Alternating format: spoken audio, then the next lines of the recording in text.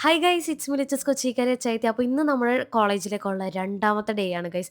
എന്താണെന്നറിയുമ്പോൾ ഈ രാവിലെ തന്നെ എഴുന്നേറ്റ് ഫ്രഷ് ആയിട്ട് കോളേജിലേക്ക് പോകാൻ ഒരു രസമാണത്. കോളേജിൽ പോകുന്നവർക്ക് അതിൻ്റെ രസം എന്താണെന്ന് മനസ്സിലാകും.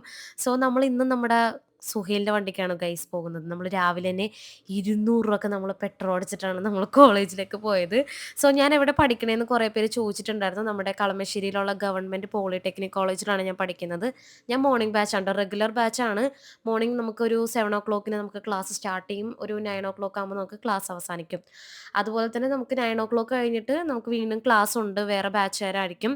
നമുക്കിവിടെ ഓട്ടോമൊബൈൽ, ലോജിസ്റ്റിക്സ്, അതുപോലെ തന്നെ ഇലക്ട്രോണിക്സ് അങ്ങനെ വേറെ വേറെ കുറേ സെപ്പറേറ്റ് ആയിട്ടുള്ള ബാച്ചസും ഉണ്ട് ട്ടോ.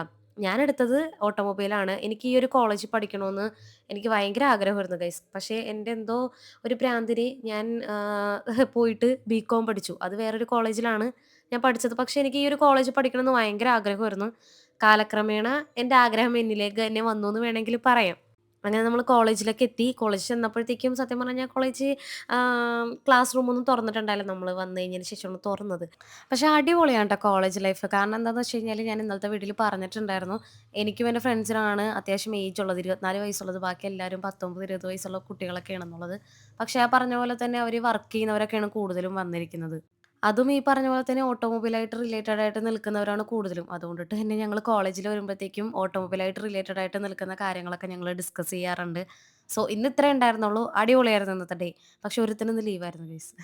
അവൻ നാളെ വരും. അപ്പൊ ഞാൻ നിങ്ങക്ക് കാണിച്ചു തരാം ട്ടോ.